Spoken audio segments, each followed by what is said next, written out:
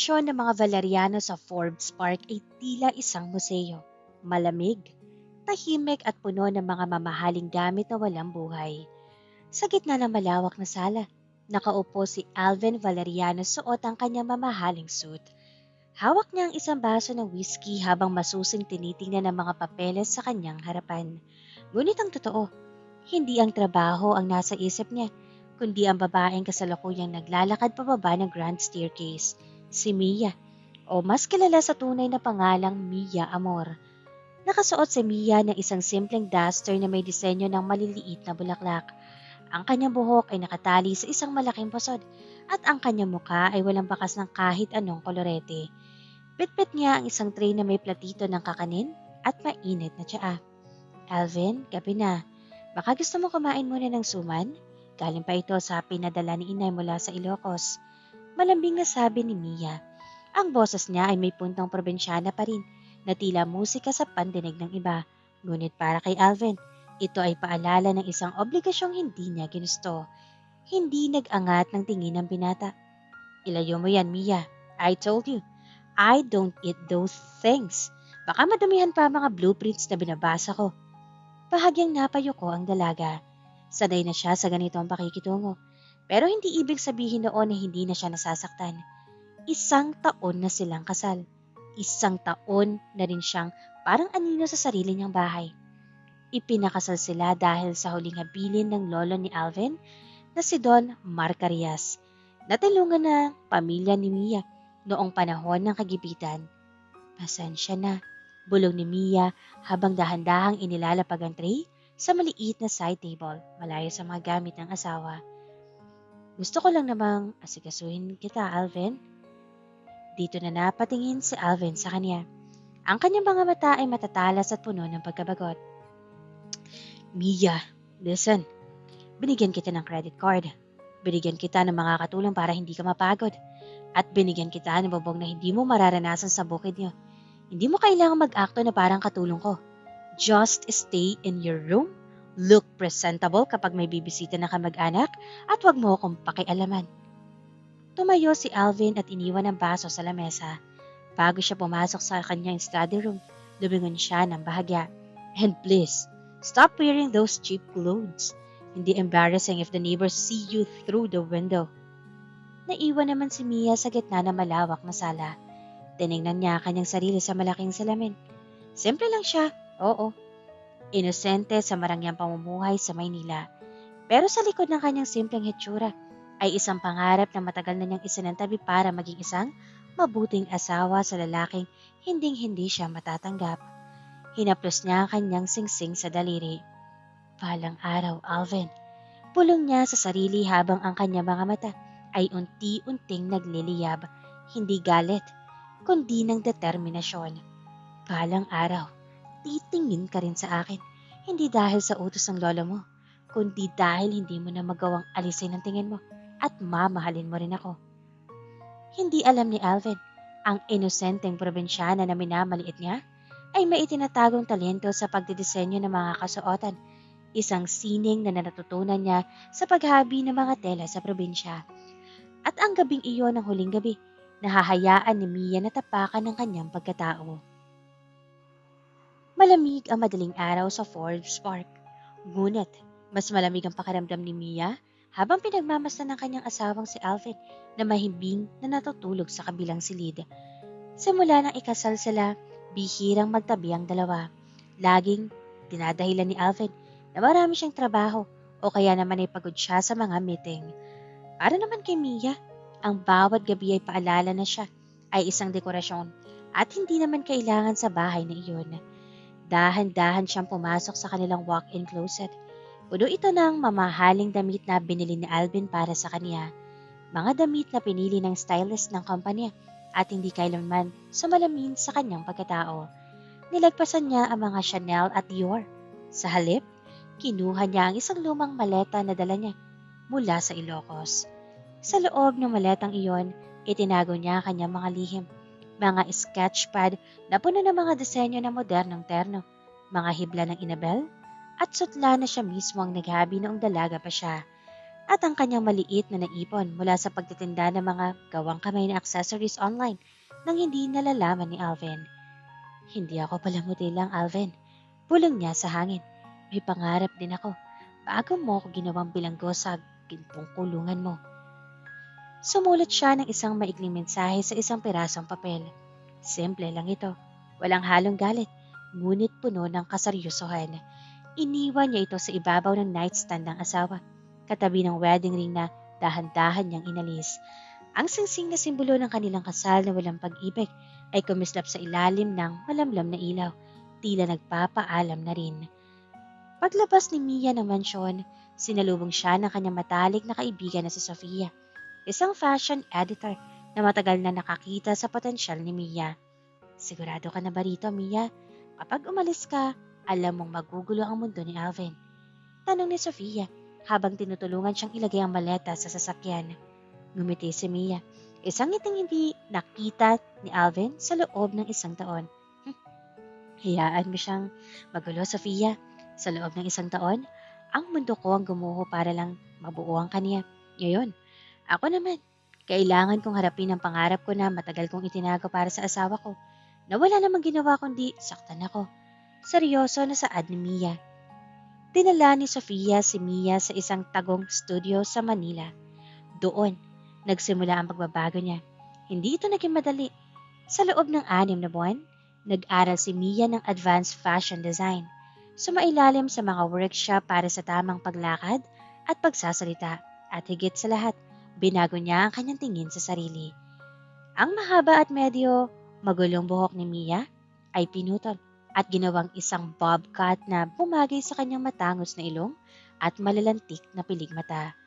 Ang kanyang balat na dati ay tila lagi maputla sa loob ng mansyon ay nagkaroon ng ningning dahil sa tamang pag-aalaga at kumpiyansa. Habang nagtatrabaho siya sa kanyang unang koleksyon, naalala niya ang bawat lait ni Alvin, ang palaging pagtawag sa kanyang ship o probinsyana. Ginagawa niya itong inspirasyon para pagandahin ang bawat tahi ng kanyang mga disenyo. Ginamit niya ang telang galing sa kanyang bayan. Pinagsama ang tradisyon at modernong estilo. Isang gabi, habang tinitingnan niya ang kanyang huling obra, isang itim na terno na may gold embroidery. Alam ni Mia na handa na siya. Hindi na siyang inosenteng probinsyana na madaling paiyakin. Siya na si Mia V, ang bagong pangalang sisigaw sa buong mundo na fashion. Samantala, sa mansyon, si Alvin ay mag-isang kumakain ng dinner. Kanina pa siya naiinis dahil walang lasa ang pagkain ng bagong cook. Napatingin siya sa bakanteng upuan sa kanyang harapan. Doon, bigla niyang naalala ang mainit na suman at tsaa na inaalok ni Mia 6 na buwan na ang nakakaraan. Isang malalim na buntong hininga ang kumawala sa kanya. Hindi niya alam na bukas, sa isang fashion show, muli magtatagpo ang kanilang mga landas ng asawa. Ang grand party ng isang sikat na hotel sa Makati ay punong-puno ng mga kumukot-titap na ilaw, amoy na mamahaling pabango at bulungan ng mga elite sa lipunan. Naroon si Alvin Valeriano, nakaupo sa front row, hindi dahil gusto niya manood ng fashion show, kundi dahil kailangan niya makipag-ugnayan sa mga bato investors. 6 na buwan na ang nakalipas, simula nang umalis si Mia. At aminan man niya o hindi, ang katahimikan sa kanyang mansyon ay unti-unti nang bumibingi sa kanya. Namimiss niya ang presensya ng kanyang asawa. Alvin, balita ko ang itatampok na designer at muse ngayong gabi ay isang probinsyana raw na kinuha ang atensyon ng Paris at Milan. Pulong ng kanyang kasamahang si Aris. Gumisi ng bahagya si Alvin. Probinsyana? Fashion is about sophistication, Aris. Hindi ito basta-basta natututunan sa bukid. Ngunit biglang namatay ang mga ilaw.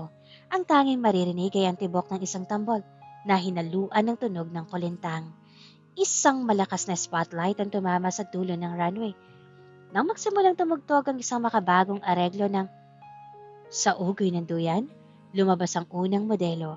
Pero hindi ang mga damit ang nagpatahimik sa buong auditorium, kundi ang babaeng nasa huli, ang grand muse ng fashion show. Nabitawan ni Alvin ang hawak niyang program brochure. Ang kanyang puso, na dati ay kasing lamig ng yelo, ay biglang tumibok ng mabilis. Sa gitna ng entablado, naglalakad ang isang babaeng tila isang diyosa.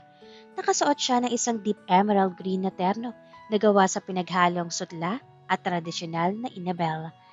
Ang disenyo ay matapang, elegante at puno ng awtoridad. Ngunit, ang mas nakapagpabigla kay Alvin ay ang mukha ng babae. Mia? Ang tanging na ibulalas ni Alvin. Hindi ito ang babaeng nakaduster at nakapusod na nag-aalok sa kanya ng suman. Ang Mia na nasa harap niya ngayon ay may maingat na pagkaka-makeup na nagpatingkad sa kanya mga matang dati ay laging nakayoko. Ngunit ngayon ay diretso ang tingin at puno ng apoy. Ang kanyang tindig ay tuwid. Ang bawat hakbang niya sa runway ay may kasamang kumpiyansa na tila siya ang nagmamay-ari ng buong mundo. Nang makarating si Mia sa dulo ng runway, tapat na tapat sa kinatatayuan ni Alvin, bahagya siyang huminto. Nagtama ang kanilang mga mata. Sa loob ng ilang segundo, naramdaman ni Alvin ang panliliit. Ang tingin ni Mia ay hindi puno ng galit, kundi ng indifference. Parang isang estranghero na walang halaga sa kanya. Isang matamis at mapang-uyam na ngiti ang sumilay sa mga labi ni Mia bago siya marahang umikot para bumalik sa backstage. Siya ba yun? Nauutal na tanong ni Ares. Alvin, asawa mo yun, di ba? Ang ganda. She's breathtaking. Humahangang saad ng lalaki. Hindi naman makasagot si Alvin. Nakabukas ang kanyang bibig. Tila nalimutan kung paano huminga. Napalitan ang kanyang paghamak ng isang matinding pagsisisi at pagkamangha. Pero bago pa siya makabawi sa pagkagulat, isang matangkad na gwapong lalaki ang lumapit sa kanyang asawa. Si David, ang sikat na international photographer, ang lumabas mula sa gilid at sinalubong si Mia. Sa harap ng lahat, hinawakan ni David ang baywang ni Elena at hinalikan ang kamay nito bilang pagbati sa tagumpay ng show. Doon, naramdaman ni Alvin ang isang pamilyar, ngunit nakakangilong pakiramdam. Selos. Isang selos na nagpahigpit ng hininga niya dahil nagpagtatong ang asawang itinapon niya noon ay pinagkakaguluhan na ng buong mundo ngayon. Ang palakpakan sa loob ng ballroom ay tila kulog na hindi humihinto.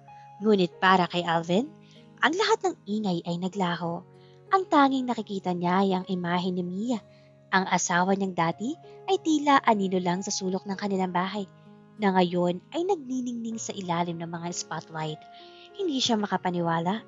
Ang innocent probinsyana na laging nakayuko ay ang babaeng nagpatahimik sa buong Alta de Sociedad ng Maynila. Dali-daling tumayo si Alvin.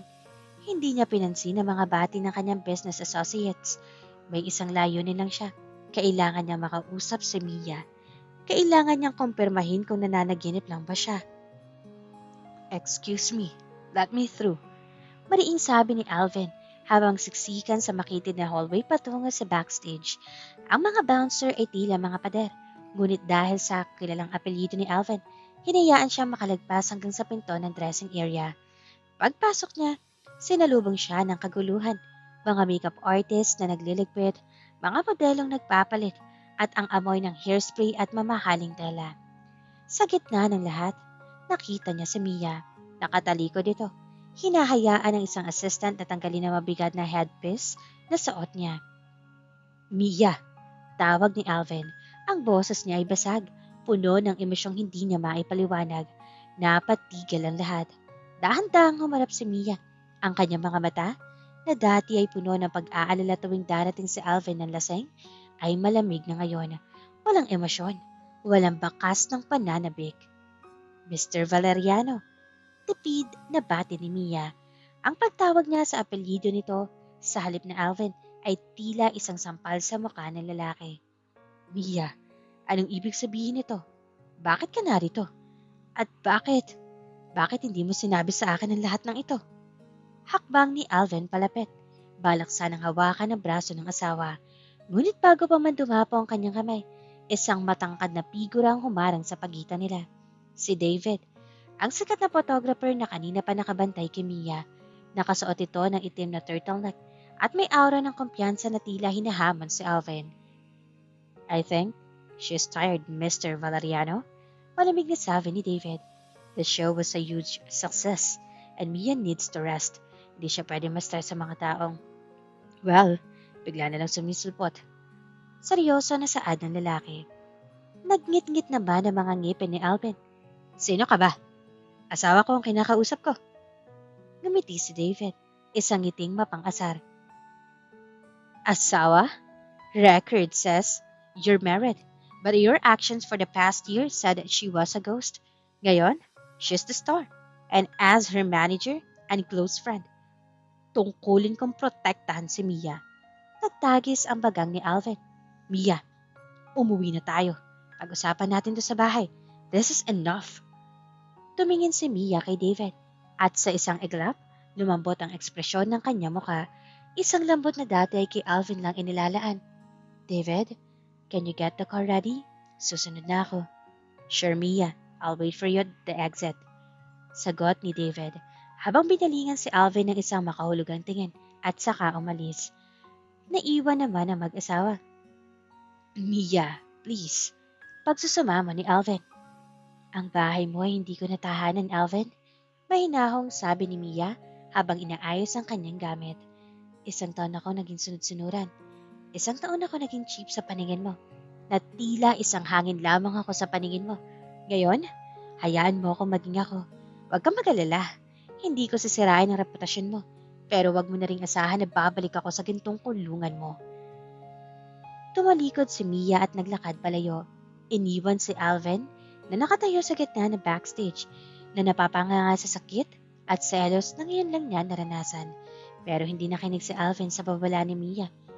Habang tinatahak ng itim na SUV ni David ang kalsada patungo sa isang eksklusibong roof deck bar sa Bonifacio Global City para sa after party.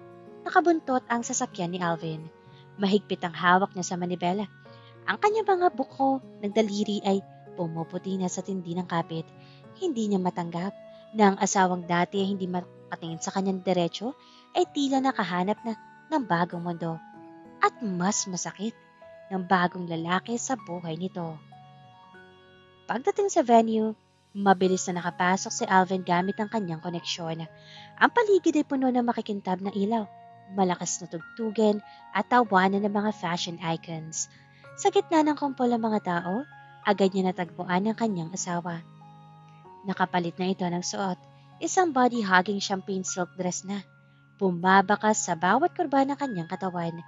Wala na ang inosenteng probinsyana. Ang nasa harap niya ay isang sopistikadang babae na tila sentro ng atensyon ng lahat. At sa tabi nito, nakadikit si David. Mula sa malayo, pinanood ni Alvin kung paano tumayawat si Mia sa mga bulong ni David. Nakita niya kung paano hinawakan ng lalaki ang likod ng asawa habang ipinapakilala ito sa mga banyagang investors. Ang pinakamasakit? Ang ngiti ni Mia. Iyon ang ngiting matagal nang hinahanap ni Alvin sa kanilang bahay, ngunit hindi niya nakita dahil sa sarili niyang kalamigan sa asawa.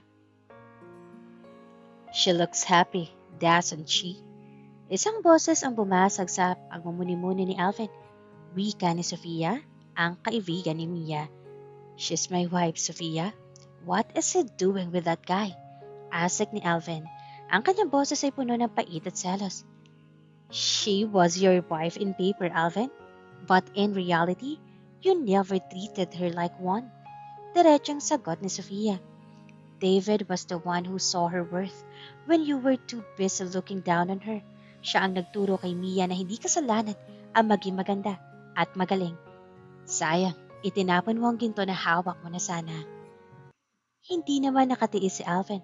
Naglakad siya patungo sa kinatatayuan ni Mia. Sa bawat hakbang, nararamdaman niya ang init ng selos na tila apoy na tumutupok sa kanyang puso. Nang makalapit siya, saktong iniaabot ni David ang isang baso ng cocktail kay Mia. Ang kanilang mga kamay ay nagkadaop palad ng matagal. Mia, mariing tawag ni Alvin. Napabaling naman ng pansin ng dalawa sa kanya, si David at nagtaas ng kilay, habang si Mia ay nanatiling kalmado. Mr. Valeriano, hindi ko alam na mahilig ka pala sa mga ganitong party. Akala ko ba low class para sa iyo mga ganitong event? Umuwi na tayo, gayon din, utos ni Alvin. Sinusubukan bawiin ang kanyang autoridad. Bahagyang tumawa si Mia. Isang tunog na masakit sa pandinig ni Alvin dahil wala itong bahid ng takot. Umuwi? Saan? Sa bahay mo na puno ng alikabok at kalungkutan? No, thank you. I'm having fun here with David. Humarap naman si Mia kay David at hinawakan ang braso nito. Can we dance? Gusto ko makalimot sa mga istorbo. With pleasure, my dear. Sagot ni David, sabay kindat kay Alvin bago inakay si Mia patungo sa dance floor. Naiwan si Alvin na nakatayo, mag-isa sa gitna ng karamihan. Pinanood niya ang kanyang asawa na sumasayaw, ang mga kamay ni David na nasa baywang nito, at ang saya sa mukha ni Mia na hindi niya kailanman naibigay noon. Doon, sa ilalim ng mga kumukutitap na ilaw, natanto ni Alvin ang isang katotohanan. Ang inosenteng probinsyana ang binaliwala niya ay hindi lang basta umalis, tuluyan na siyang lumipad at wala siyang pakpak para habulin ito. Hindi nakatulog si Alvin ng gabing iyon. Paulit-ulit na naglalaro sa kanyang isipan ang imahe ng asawa na masayang sumasayaw sa bisig ni David. Ang bawat tawa ni Mia ay tila matulis na bagay na humahati sa kanyang pagkatao. Noon, ang tanging alam niya ay negosyo. Ngayon, napagtanto niya ng pinakamahalagang investment na kailanman ay binaliwala ay ang kanyang asawa. Naakala niya noon ay baliwala lang sa kanya. Pero sa pagdaan ng panahon na umalis ito ay hindi niya ito hinahanap dahil akala niya ay makakasira lang ito sa pangarap niya. Pero mali siya dahil sa bawat pagdaan ng araw ay unti-unti niyang namimiss ang asawa at napagtanto niya na may puwang ito sa puso niya. At ngayon, nakita na niya ito muli at hindi na siya makakapayag na mawala pa ito sa tabi niya. Hindi pwedeng ganito na lang. Pulong ni Alvin habang nakatitig sa skyline nang lungsod mula sa kanyang penthouse. If she won't come back as my wife, then she'll come back as my partner. Aniya sa sarili. Kinabukasan, maagang ipinatawag ni Alvin ang kanyang board of directors sa Valeriano Company. Sa loob ng conference room, seryoso ang kanyang muka habang binabagsak ang isang portfolio sa lamesa. We need a rebrand. Pahayag ni Alvin, our sales are fluctuating. Kailangan natin ng bagong muka, isang designer na may soul. At kayang pagsamahin ng tradisyon at modernidad. At alam ko na kung sino ang kailangan natin. Ipinakita niya ang larawan ni Mia mula sa fashion gala kagabi. Nagbulungan ng mga directors. Alam ng lahat sa kanila kung sino si Mia. Ngunit mas marami ang namangha sa ganda ng kanyang mga disenyo. But sir, isn't that your wife? And she's currently the hottest name in the industry. Why would she sign with us? Tanong ng isang bukal. Isang mapait na ngiti ang sumilay sa labi ni Alvin. Gawin niyo ang lahat. Offer her a contract she can't refuse. Give her creative freedom, her own studio, and budget that no other firm can match. Sabihin niyo, kailangan siya ng kumpanya para sa isang national heritage project. May ngiti sa labi na saad ni Alvin. Lumipas ang ilang araw bago naganap ang pagharap. Sa tulong ni Sofia, napapayag si Mia na bumisita sa opisina ni Alvin. Sa pag-aakalang ito ay isang profesional na transaksyon. Nang bumukas ang pinto ng opisina ni Alvin, pumasok si Mia na suot ang isang sharp white puffer suit. Ang kanyang bawat hakbang ay nagiiwan ng amoy ng lavender at citrus, isang amoy na malayo sa dati niyang amoy ng kusina at sabon. I read the proposal, Mr. Valeriano. Simula ni Mia. Hindi man lang umuupo sa inaalok na silya. It's a generous offer, but we both know why you're doing this. Tumayo si Alvin at lumapit sa kanya. Ngunit nanatili ang distansya na itinakda ng asawa. Mia, forget the past for a moment. This is about your talent. Ang Valeriano Group ang may pinakamalaking network ng weavers sa bansa. You want to help the local industry, right? I am giving you the platform. Tinitigan siya ni Mia ng matagal. Platform o control? Gusto mo akong itali uli sa'yo sa pamamagitan ng trabaho dahil hindi mo na ako maitali sa pamamagitan ng apelyido. Kailangan kita, Mia. Pag-amin ni Alvin, ang kanyang boses ay naging malambot at puno ng katapatan. na hindi pa naririnig ni Mia noon. Hindi lang ng kumpanya, kundi ako. Patawarin mo ako sa mga nagawa kong kasalanan sa iyo. Bahagyang natigilan si Mia, ngunit mabilis ding bumalik ang kanyang kumpiyansa. Sige, tatanggapin ko ang trabaho, pero sa isang kondisyon. My team stays with me. At kasama doon si David bilang chief photographer ng lahat ng campaigns ko. Parang magwawala ang puso ni Alvin sa selos, ngunit kailangan niya lunukin ang kanyang pride. Okay, fine. Deal. Habang nagkakamay sila para selyuhan ang kasunduan, naramdaman ni Alvin ang kuryente sa balat ng asawa. Akala niya ito na ang simula ng kanyang panalo. Ngunit na makita niya si David na naghihintay sa labas ng pinto at sinalubong si Mia ng isang yakap, nalaman ni Alvin na ang laban para sa puso ni Mia ay nagsisimula pa lamang at ito ang pinakamahirap na negosyong papasukin niya.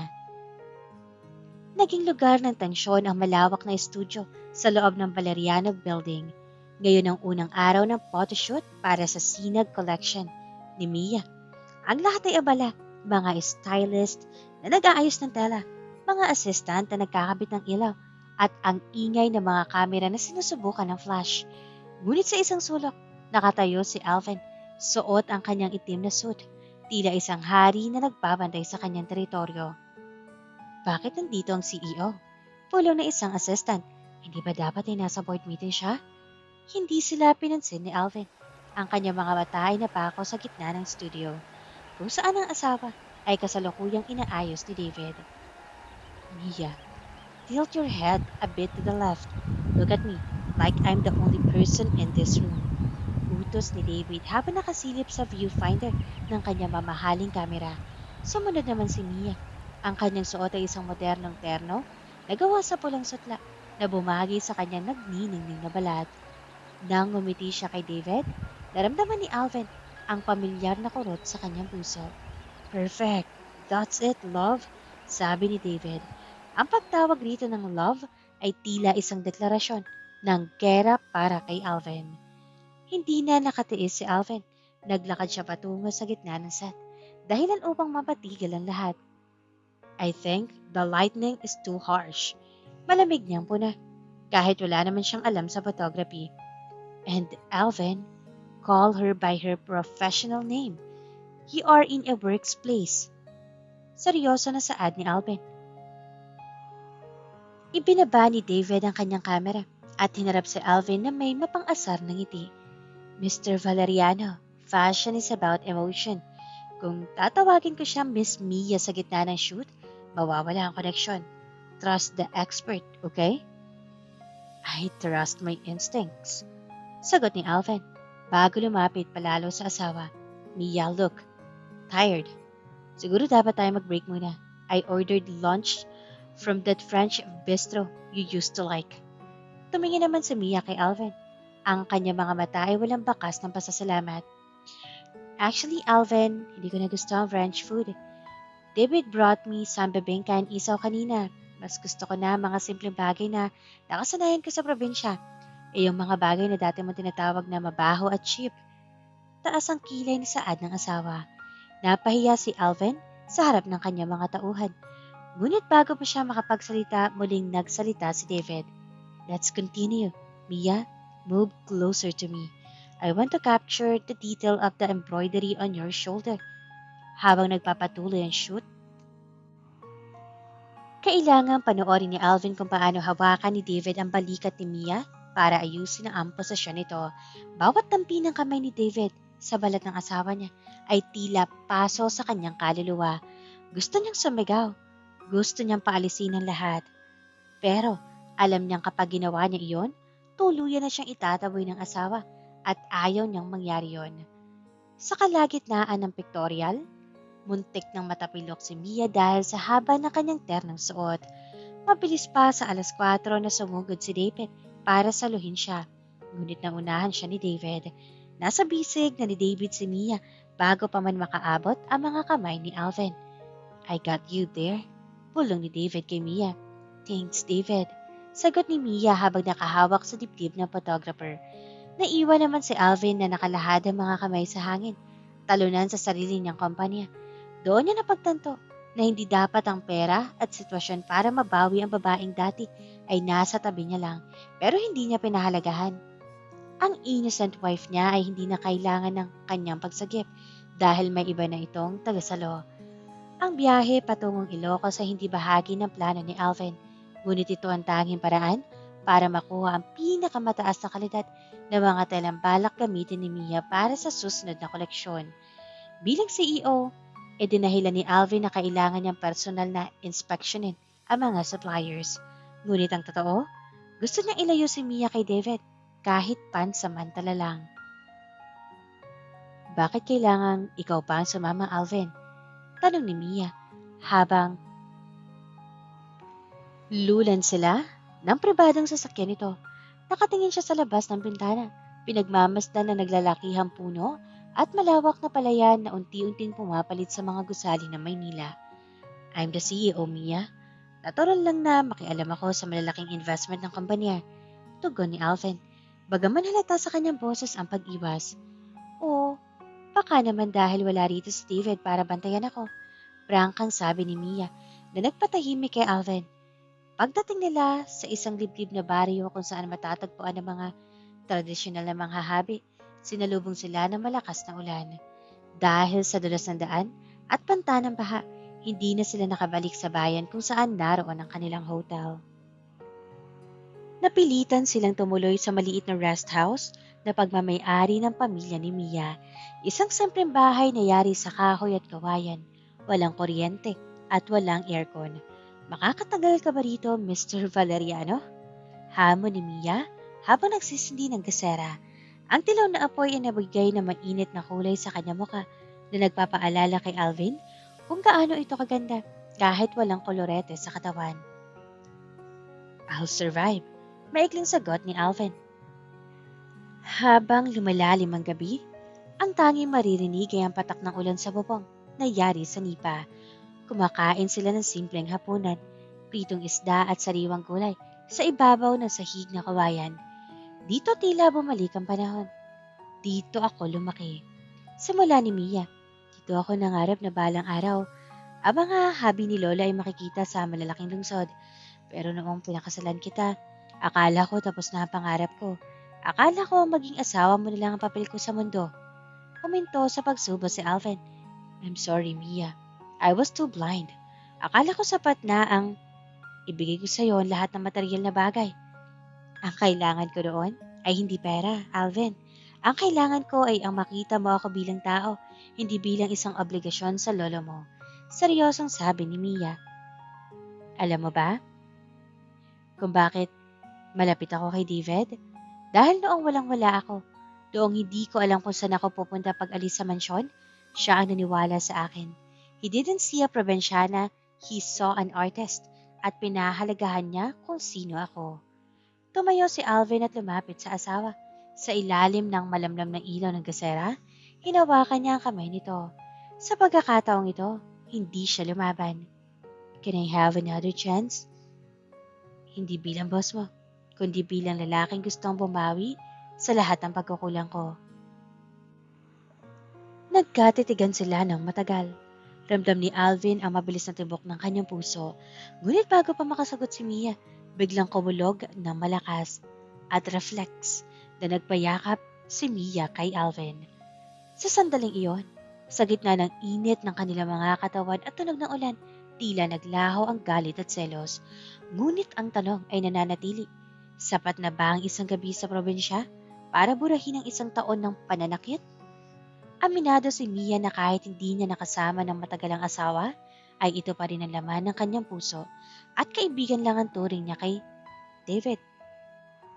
Pero natatakot pa niyang aminin yun sa asawa dahil baka sa pangalawang pagkakataon ay masaktan na naman siya.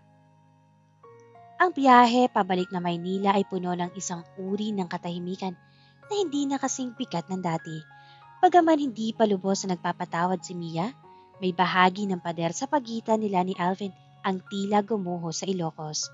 Ngunit habang papalapit ang kanilang sasakyan sa gusali na Valeriano Group, unti-unting bumabalik ang realidad ng lungsod. Pagkababa pa lang nila sa labi, agad na sumalubong sa kanila si David. Nakasandal ito sa reception desk. Hawak ang isang bouquet na paboritong bulaklak ni Mia na minsan lang niya nabanggit kay Alvin. Welcome back, dear. Nakangiti ang bungad ni David. Hindi niya pinansin. Matatalas na tingin ni Alvin at diretsong lumapit kay Mia para hagkan ito sa pisngi. I missed you. Kumusta ang Ilocos? I hope this guy didn't bore you. David, anong ginagawa mo rito? Tanong ni Mia. Bagaman may bakas ng ngiti sa kanyang mga labi na sadyang nakapagpainit ng ulo ng asawa. I have a surprise at isang balita na magpapabago sa career mo, sabi ni David habang iniaabot ang bulaklak. Mia, remember the French fashion mogul? We met at the after party. He just sent an invitation. He wants you to showcase the Sinag collection in Paris next month. At gusto niya akong kumuha ng editorial photos mo sa Eiffel Tower. Nalaglag ang balikat ni Alvin. Paris, ang lungsod ng pag-ibig. Isang pagkakataon na pangarap ng bawat designer. Ngunit para kay Alvin, ito ay tila isang hatol ng katapusan para sa kanyang plano. Paris, hulalas ni Mia. Ang kanyang mga mata ay nagniningning sa tuwa. David, totoo ba ito? Yes, Mia. At may isa pa. Dugtong ni David. Sabay sulyap kay Alvin ng may mapang-asar na tingin. The sponsor of the event is offering you a permanent studio in Paris, Mia. It's time to leave the small ponds. Paris is where you belong. You, me, and your designs. We can conquer Europe. Masayang saad ng binata. Naramdaman ni Alvin ang panlalamig ng kanyang mga kamay. Kung tatanggapin ni Mia ang offer na yon, mawawala na siya ng tuluyan sa asawa. Hindi lang ito tungkol sa trabaho. Ito ay tungkol sa paglayo ni Mia sa Pilipinas, sa kanya, at sa lahat ng alaala ng kanilang kasal. Wait a minute, sabat ni Alvin. Pilit na pinapakalma ang kanyang boses. Mia has a contract with Valeriana Group. She can't just leave for Paris. Ang contract niya ay para sa Cine Collection, Alvin. At ang Paris show? Yun ang perfect platform para i-launch yun globally. Unless, gusto mong pigilan ang pag-unlad ng asawa mo dahil lang sa sarili mong kagustuhan? Hamon ni David. Tumingin si Alvin kay Mia. Umaasang makakita ng pag-aalinlangan sa mukha ng asawa. Ngunit ang nakita niya ay ang determinasyon ng isang babaeng matagal na niyang kinalimutan ang mga pangarap. Alvin, this is what I've been working for. Pahinang sabi ni Mia. This is more than just clothes. This is my freedom. Nagsiklab naman ang selos ni Alvin. Hindi lang dahil kay David, kundi dahil sa katotohanang mas kayang ibigay ng ibang tao ang pangarap ni Mia kaysa sa kanya. Ang masama pang balita, ang kumpanya nag-o-offer sa Paris ay ang pinakamalaking karibal ng Valeriano Group sa Europe. I won't let you go alone, Mia. Mariing sabi ni Alvin. If you're going to Paris, the whole Valeriano team is going, and that includes me. Ngumiti naman ng bahagya si David. Ang malamig na simoy ng hangin sa Paris ay tila humahalik sa balat. Ngunit para kay Alvin, ang bawat bugso nito ay tila nagpapaalala sa kanya kung gaano siya kalayo sa kontrol. Narito sila sa City of Love. Ngunit tila siya ay isang estranghero na nanonood mula sa malayo. Habang abala ang buong team sa pag-aayos para sa photoshoot sa harap ng Eiffel Tower, si Alvin ay nakatayo sa isang gilid. Pinagmamasta ng asawa na suot ang kanyang pinaka-eleganteng obra. Isang puting terno na may mga kristal na tila kumikinang sa ilalim ng dapit hapon ng France. Look at her, Alvin. Bulong ni Sofia na nasa tabi niya. She's no longer the girl who hides in your kitchen.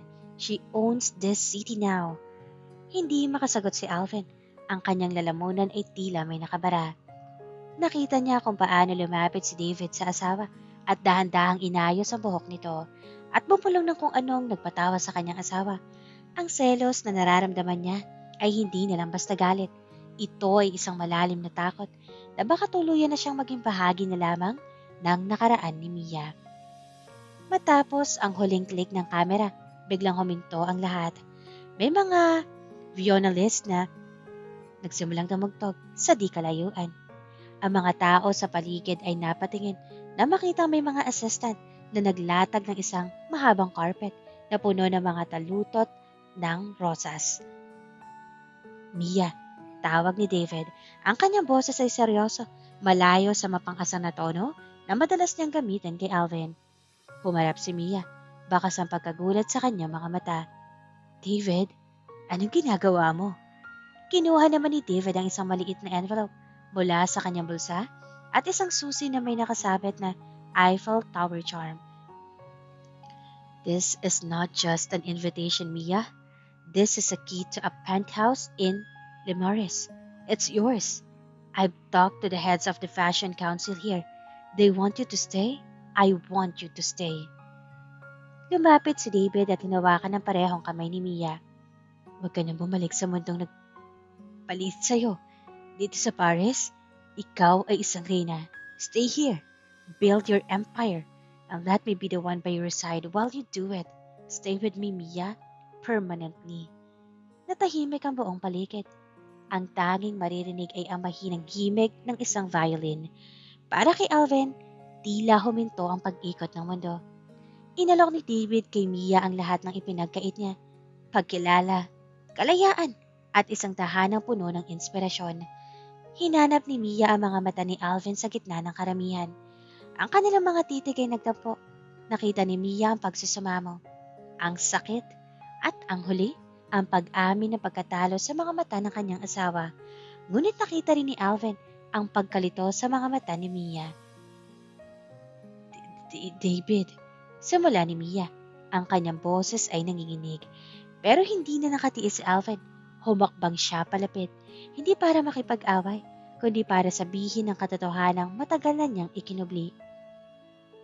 Mia, hindi ko kayang ibigay ang Paris sa'yo. Pero kaya kong ibigay ang isang Alvin na handang maging anino mo. Basta't wag mo lang akong purahin sa buhay mo. Please, ayusin natin ang pagsasama natin. Ang tensyon sa pagitan ng tatlo sa ilalim ng kumukot-titap na ilaw ng Eiffel Tower ay sapat na para magliyab ang gabi. Ang desisyon ni Mia sa sandaling ito ang magtatakda kung siya ba ay mananatiling asawa ni Alvin o magsisimula ng bagong buhay bilang kinikilala ng Paris sa piling ni David. Sa gitna ng nakabebinging katahimikan, matapos ang marangyang alok ni David, huminga ng malalim si Mia. Tiningnan niya ang kanyang palad. Pagkatapos ay kanyang nagmamakaawang mga mata ni Alvin at ang punong-puno ng pag-asang mukha ni David. David, kailangan ko ng oras. Masyadong mabilis ang lahat. Hindi ko kaya magdesisyon sa harap ng maraming tao. Kahit bakas ang pagkadismaya, tumango si David. Alam niyang hindi niya pwedeng pilitin ang isang ibong kakalaya pa lamang sa hawla. Habang nagkakagulo ang team sa pagliligpit, lumayo si Mia. Hindi niya namalaya na sinusundan siya ng asawa hanggang sa makarating sila sa isang tago at maliit na cafe sa isang makipot na eskinita ng Paris, ang La Petite Cour. Umupo sila sa isang maliit na bilog na lamesa. Ang tanging ingay ay ang tunog ng tasa ng kape at ang malayo pang busina ng mga sasakyan. Doon, sa ilalim ng madilaw na ilaw ng cafe, tila nawala ang CEO na si Alvin at ang sikat na designer na si Mia. Ang natira ay dalawang taong pilit na binubuo ang mga basag na bahagi ng kanilang nakaraan. Bakit, Alvin? Pasag ni Mia sa katahimikan. Bakit ngayon walang ginagawa ang lahat ng ito? Noong nandoon ako, noong nagluluto ako ng paborito mong ulam, noong hinihintay kita hanggang madaling araw, nasaan ka? Yumuko si Alvin. Ang kanyang mga kamay ay nagninginig sa ibabaw ng lamesa. Aaminin ko, nandoon ako sa itaas ng pedestal ko, Mia. Masyado ako nabulag ng pride. Akala ko, ang pagiging Valeriano ay ang pagkontrol sa lahat ng bagay. Akala ko, ang pag-ibig ay nabibili ng mga alahas at magandang bahay. Tumingala si Alvin at sa unang pagkakataon, nakita ni Mia ang luha sa mga mata ng asawa. Pero noong umalis ka, doon ko napagtanto na ang mansyon ko ay isang malaking sementeryo lang kung wala ka. Ang bawat sulok ng bahay ay sumisigaw ng pangalan mo, Mia. Alam ko, napabayaan kita, nasaktan kita. Hinawakan ni Alvin ang kamay ng asawa sa ibabaw ng lamesa. Sa pagkakataong ito, hindi niya ito binawi. Mahal kita, Mia. Pag-amin ni Alvin. Ang boses ay puno ng pagsisisi at tapat na emosyon. Hindi dahil sa ikaw ang kilalang model of the North ngayon. Mahal kita dahil ikaw ang babae na natili sa tabi ko doong wala pa ako napatutunayan sa sarili ko. Mahal kita bilang ang inosenteng probinsyanong nagturo sa akin kung ano ang tunay na halaga ng tahanan. Napahikbi si Mia. Ito ang mga salitang matagal na niyang gustong marinig noong mga panahong tila hiram lang ang hangin na nilalanghap niya sa Maynila. Bigyan mo sana ako ng isa pang pagkakataon, Mia. Pagsusumamo ni Alvin. Hayaan mong ako naman ang sumuporta sa mga pangarap mo. Hayaan mong ako naman ang maging anino mo rito sa Paris o kahit saan mo pa gustong pumunta. Just don't choose him. Give me the chance to win you back. Not as a husband by contract, but as a man who truly loves you. Seryoso na saad ni Alvin. Tinitigan naman ni Mia ang asawa. Nakikita niya ang katapatan na dati ay pangarap na lang. Alvin, hindi sapat ang mahal kita para mabura ang 1 taon ng sakit. Bulong ni Mia. Pero handa akong makinig. Handa akong makita kung hanggang saan ang kaya mong gawin. Pinapatawad na kita sa lahat na nagawa mo sa akin. Abinado ako na mahal pa din kita pero hayaan mo sana na abutin ko ang mga pangarap ko habang hinahanap ko ang sarili ko. Isang maliit na pag-asa ang sumilay sa mukha ni Alvin. Alam niya may pag-asa pa na magkabalikan silang mag-asawa. Maagang nagising si Mia sa kanyang hotel room dahil sa isang mahinang katok sa pinto.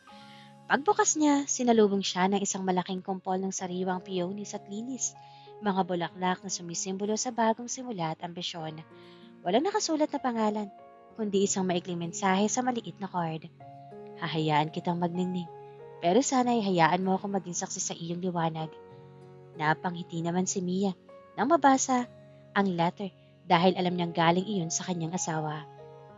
Pagdating niya sa set ng shooting, laking gulat niya na makitang puno ang kanyang tent ng mga paborito niyang pagkain Pinoy na tila ipinalipad ng isang eksklusibong catering. May mainit na arroz caldo, tokwat baboy at puto. Ang mga kasamahan niya sa set ay panay ang tukso, habang si Alvin ay nakatanaw lang mula sa malayo. May bitbit na kape at isang ngiti. Matapos ang trabaho, hindi na nagpaligoy-ligoy si Alvin. Nilapitan niya ang asawa. Hindi kita pipiliting umuwi, Mia. Pero kung may oras ka, gusto sana kitang i-date. Walang camera, walang business, walang David. Tayo lang sana. Napangiti naman si Mia. Sige Alvin, saan tayo pupunta? Pagpayag niya. Dinala ni Alvin ang asawa sa Montmartre. Hindi sila sumakay sa mamahaling sasakyan. Sa halip, naglakad sila sa mga batong kalsada. Pumasok sa mga maliliit na art galleries at pinanood ang mga street painters sa tapat ng Basilic. Habang nakatanaw sa buong Paris, hinawakan ni Alvin ang kamay ni Mia. Dito, sa harap ng simbahan na ito, gusto ko mangako uli, hindi dahil kailangan, kundi dahil gusto ko, ikaw ang aking reyna, Mia. Kahit paging tagabitbit mo lang ako ng tela, gagawin ko. Naramdaman ni Mia ang katapatan ng asawa. Ang dati mapagmataas na CEO ay handa na maging anino para lang sa kanyang ikaliligaya. Ngunit alam ni Mia na may isang bagay pa siyang dapat tapusin para maging malinis ang kanilang simula. Mahal din kita, Alvin. At handa akong magsimula tayong muli. Pero may kailangan lang akong ayusin. Ang sa amin ni David. Napakabuti ni David at ayokong umasa siya sa akin at masaktan. Naiintindihan ko, Mia. Salamat sa pangalawang pagkakataon. Pangako, hindi ka magsisisi. Saad ni Alvin na dahan-dahang inilapit ang muka sa labi ng asawa para hagkan nito na agad namang tinugon ni Mia. Ngayon ay tila muling nabuo ang pagkatao niya dahil alam niyang si Alvin lang ang lalaking minahal niya. Kinabukasan, ipinatawag ni Mia si David sa isang tahimik na parke sa tabi ng Seine River. Nakita niya ang pananabik sa mga mata ni David. Ang susi ng penthouse na inalok nito ay tila kumikinang pa rin sa bulsa ng photographer. David, panimula ni Mia. Salamat sa lahat. Ikaw ang nagtayo sa akin noong lugmok ako. Ikaw ang nagpakita sa akin na may halaga ang talento ko. Pero, may kulang hindi ba? Palungkot ng ngiti ni David. Tumango si Mia. David, kaibigan lang ang kaya kong ibigay sa'yo. Mahalaga ka sa akin pero si Alvin pa rin ang tinitibok ng puso ko. Sa kabila ng lahat ng sakit sa tahanan na naranasan ko noon, siya ang asawa ko. Hindi ko kayang talikuran ng pagkakataong bumuo ng pamilya kasama ang lalaking una kong minahal. Huminga ng malalim si David. Pilit na itinatago ang sakit na gumuguhit sa kanyang muka. Napakaswerte ng lalaking yon. Isang taon siyang nabulag, pero mukhang nagising na siya sa katotohanan. Hinawakan ni David ang balikat ni Mia. Nasasaktan ako, Mia. Hindi ko itatago yon. Pero kung sa kanya ka sasaya, sino ako para humadlang? I respect your decision, but promise me one thing. Don't let him dim your light again. May ngiting saad ng lalaki. Pangako, and thank you for everything. Sagot ni Mia habang niyakap ng mahigpit ang kaibigan bilang pagpapaalam sa kung anong meron sila noon. Sa malayo, nakatingin si Alvin. Hindi na may galit o selos, kundi may respeto sa pagkakaibigan ng dalawa. Habang handa ng yakapin ang bagong kabanata ng kanilang pag-ibig. Pagkatapos ng madamdaming pag-uusap ni Mia at David sa pampang ng Shane River, naiwan ang huli na nakatanaw sa malayo. Hindi nagtagal, isang anino ang lumapit sa kanya, si Alvin. Ngunit wala na ang dating mapagmataas sa aura nito. Sa halip, baka sa mukha ni Alvin ang pagpapakumbaba at paggalang. David, tawag ni Alvin. Humarap ang photographer at pilit na ngumiti. Huwag kang mag-alala, Alvin. Hindi ko na siya gagalawin o aagawin sa'yo. Sinabi na niya sa akin ang lahat. You won. Umiling si Alvin at tumabi kay David. Hindi ito tungkol sa panhalo o talo, David. Dumating ako rito para magpasalamat. Noong mga panahong tinalikuran ko ang asawa ko, ikaw ang nanatili sa tabi niya. Ikaw ang nagbigay sa kanya ng kumpiyansang pinagkait ko. Utang ko sa iyo ang pagiging buo ni Mia ngayon. Natigilan naman si David. Inasahan niyang aasarin siya ni Alvin, pero ang pasasalamat na ito ay hindi niya inaasahan. Alagaan mo siya, Alvin. Dahil kapag pinaiyak mo ulit siya, kahit sa ang dulo ng mundo, kukunin ko siya sa'yo. Seryosong banta ni David, sabay lahad ng kamay.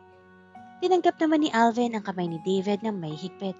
Pangako, hindi na mauulit ang nakaraan. Mamahalin ko siya ng wagas. Nakangiti na saad ni Alvin. Lumipas ang mga buwan at naging matagumpay ang pananatili nila sa Europa. Ang Sinag collection ni Mia ay nagipok ang bibig sa fashion industry mula sa Paris hanggang Milan. Ngunit sa likod ng bawat tagumpay na ito, naroon si Alvin, ang kanyang asawa. Siya ang tagabitbit ng gamit, tagaabot ng tubig, at ang lalaking laging nakatayo sa likod ng mga kamera. Punong-puno ng pagmamalaki para sa kanyang asawa. Isang gabi, bago ang kanilang pagbabalik sa Pilipinas, nagplano si Alvin ng isang sorpresang hindi malilimutan ni Mia. Kinausap niya sina Sofia at David para maging kakuntsaba. Dapat ay perfect ang lahat, David. I want the lightning to be as dramatic as her first show. Pili ni Alvin habang tinutulungan siya ni Sofia sa pagpili ng singsing. Don't worry. Ako ang kukuha ng photos. It's my wedding gift for you, the both of you. Sagot ni David. Natuluyan na rin natanggap ang kanyang papel bilang matalik na kaibigan. Dinala ni Sofia si Mia sa tuktok ng isang pribadong yate na naglalayag sa Sing River. Nakasuot si Mia ng isang simpleng terno na kulay ginto. Pagdating niya sa deck, nakabalot ang paligid ng mga kandila at libo-libong petals ng mga rosas. Doon, nakatayo si Alvin. May hawak ng gitara at kinakanta ang paboritong kundiman ni Mia. Mia, panimula ni Alvin habang lumuluhod sa harap ng asawa. Noong una tayong ikasal, ginawa ko yun dahil sa utos. Pero ngayon, lumuluhod ako sa harap mo dahil sa sarili kong pasya. Gusto kong pakasalan ka uli, hindi bilang obligasyon, kundi bilang pinakamahalagang bahagi ng buhay ko. Mahal na mahal kita, Mia. At kahit saan kadalhin na kasikatan mo, ay nasa tabi mo ako, nakasuporta sa iyo, love. Inilabas ni Alvin ang isang diamanteng singsing na may disenyong hagaw sa mga habi ng Ilocos. Mia Valeriano, will you marry me again? Umiiyak na tumango si Mia. Yes, Alvin. Pakakasal ako kahit saan simbahan. Mula sa dilim, lumabas sina Sofia at David habang pumapalakpak, kasabay ng pagputok ng mga fireworks sa kalagitnaan ng Paris. Ang dating minamaliit na probinsyana ay hindi lang nagtagumpay sa mundo ng fashion, tuluyan na rin niyang napanalunan ang puso ng lalaking dati ay tila isang malayong pangarap lang. Ang simoy ng hangin sa Ilocos ay tila nakikigalak sa pinakahihintay na araw ng buong lalawigan. Hindi sa isang marangyang hotel sa Maynila idinaos ang kasal, kundi sa lumang simbahan kung saan pininyagan si Mia. Ang paligid ay hindi na simple. Ang kalsada ay napuno ng mga bulaklak at ang buong komunidad ay nakikilahok sa tinaguriang wedding of the country. Sa loob ng simbahan, naglalakad si Mia sa gitna ng altar.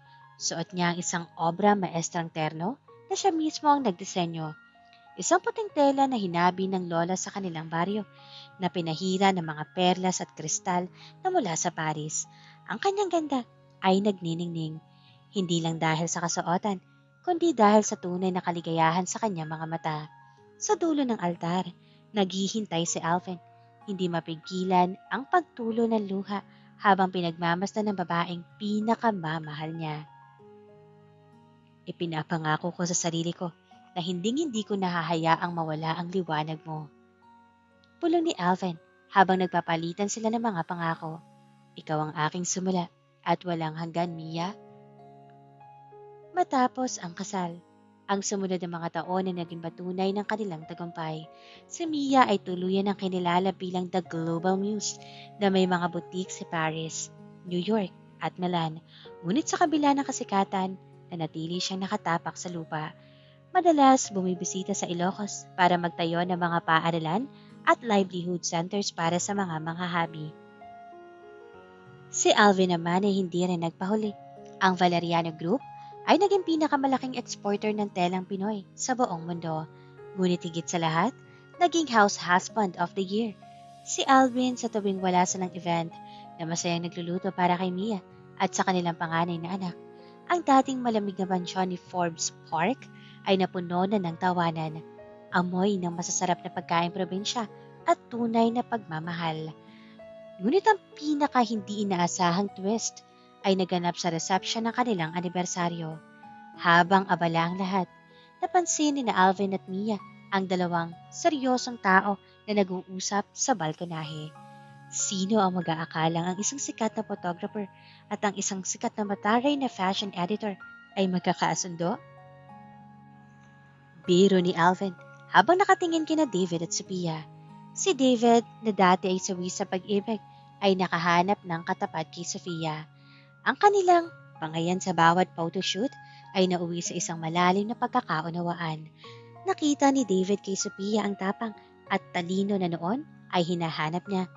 Habang si Sophia naman ay natutunang palambutin ng kanyang puso sa tulong ng sining ni David. Mukhang may susunod na kasal na tayong paghahandaan, natatawang sabi ni Mia habang sumasandal sa balikat ng asawa. Sa ilalim ng maliwanag na buwan, nagkatitigan ang mag-asawa. Wala na ang selos. Wala na ang sakit na nakaraan. Ang inosenteng probinsyana ay naging reyna. At ang mapagmataas na hari ay natutong lumuhod sa ngalan ng pag-ibig. Isang kwentong nagsimula sa isang pilit na kasunduan, ngunit nagtapos sa isang wagas na habang buhay na pagsasama.